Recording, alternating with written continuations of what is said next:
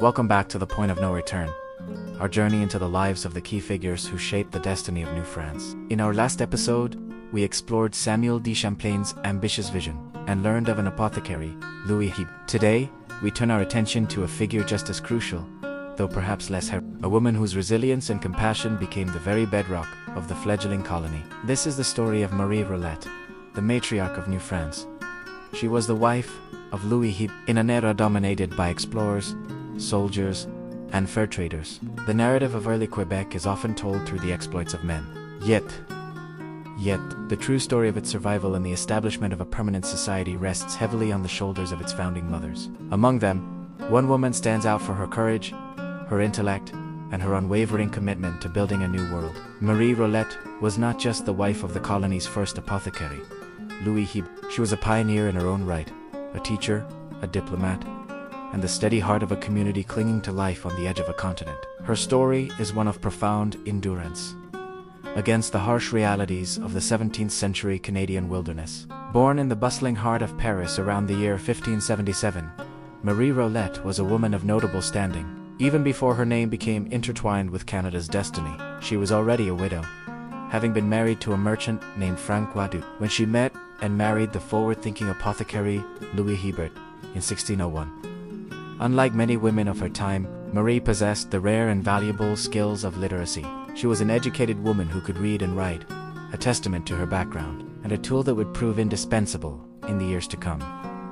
This was not a woman who would simply follow her husband. She was a partner, equipped with the intellect and resolved to face the unknown alongside him. The call of the New World was a powerful one for the Hébert family. While Louis had made earlier voyages, the decision to move the entire family was a monumental undertaking. In 1617, Marie, Louis, and their 3 children, named Anne, Guillaume, and Guillemette, boarded a ship and set sail for Quebec. When they disembarked on the shores of the St. Lawrence River, Marie Rollet made history. She became the first European woman to permanently settle in the lands that would become Canada, committing her family's future to this rugged, untamed outpost. The challenges were immediate and immense. Brutal winters, the constant threat of starvation, and the profound isolation of being one of a handful of families in a vast, unfamiliar territory. Tragedy struck the small community in 1627 when Louis Hébert died from a fatal fall on the ice. In a place where a man's labor was essential for survival, many women would have been forced to return to France. But Marie Rollet was no ordinary woman. She chose to stay, anchoring her family to the land they had worked so hard to cultivate. 2 years later, in 1629, she remarried a fellow colonist named Guillaume, further solidifying her commitment to Quebec.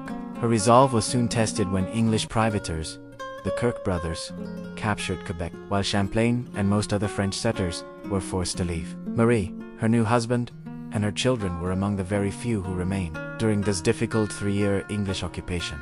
They not only survived but shared their precious harvests with others in need, demonstrating a spirit of community that would define the colony's character. Marie Rollet's influence extended far beyond her own household.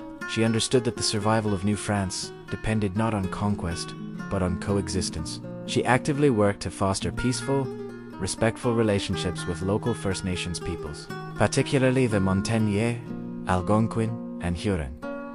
Her home became a bridge between 2 worlds. In a truly remarkable act for the time, she opened her modest house as a school, teaching not only her own children but also Indigenous children how to read and write. Among her most famous pupils were Esperance and Corrite, the 2 young Indigenous girls whom Samuel de Champlain had adopted.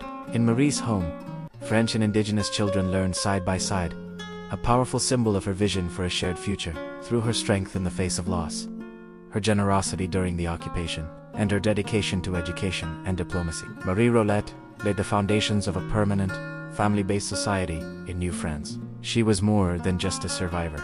She was a builder of community, a teacher of nations, and a true matron. Today, she is rightfully recognized as one of the essential founding mothers of French Canada, and millions of North Americans can trace their lineage back to her and her family, including Charon des Ruisseaux, the auteur of The Point of No Return. Her legacy is not written in grand monuments, but in the enduring spirit of the people and the nation she helped to create. If you enjoyed this video, please like and subscribe so that we can make more like this. You can find the author's book on Amazon and Audible.